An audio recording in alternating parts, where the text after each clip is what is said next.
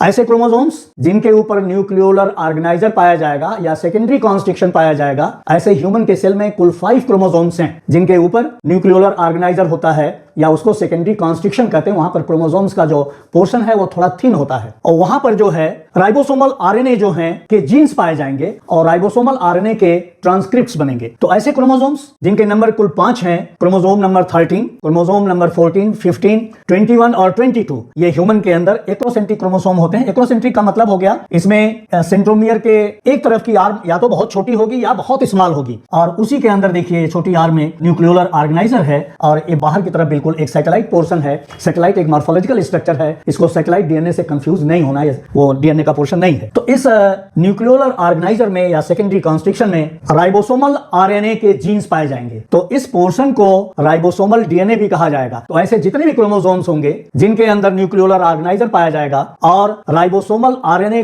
के लिए जो जीन्स पाए जाएंगे, उन डिफरेंट क्रोमोसोम्स के पोर्शन उस पर्टिकुलर रीजन में क्लस्टर फॉर्म करते हैं और इस क्लस्टर में जो है राइबोसोमल आरएनए की ट्रांसक्रिप्ट्स बनती हैं। मतलब प्राइमरी या प्री राइबोसोमल आरएनए बनेगा और एक क्रोमोसोम से दूसरे क्रोमोसोम के बीच में जो गैप है, इसी के बीच में राइबोसोमल यूनिट्स की असेंबली होगी और राइबोसोमल आरएनए की प्रोसेसिंग भी होगी। तो दोनों चीजें यहां होंगी और यहां पर जब राइबोसोम्स की सब यूनिट बनेंगी न्यूक्लियोलस में, तो वो न्यूक्लियर पोर से होते हुए साइटोप्लाज्म में आएंगी और साइटोप्लाज्म में देखिए ये न्यूक्लियर मेम्ब्रेन के ऊपर भी राइबोसोम्स लगे हुए हैं, यहां पर एंडोप्लाज्मिक रेटिकुलम के ऊपर भी राइबोसोम्स लगे हुए हैं और कुछ राइबोसोम्स जो हैं फ्री पाए जा रहे हैं साइटोप्लाज्म में। तो राइबोसोम्स साइट ऑफ सिंथेसिस है प्रोटीन के लिए और प्रोटीन की आवश्यकता को पूरा करने के लिए राइबोसोमल सब यूनिट्स का बनना आवश्यक है। तो राइबोसोमल सब यूनिट्स तभी बनेंगी जब राइबोसोमल आरएनए के ट्रांसक्रिप्ट्स बनेंगे और राइबोसोम की सब यूनिट जो हैं न्यूक्लियोलस के अंदर असेंबली होंगी। तो असेंबल्ड जो हैं राइबोसोमल सब यूनिट्स फिर साइटोप्लाज्म में आएंगे,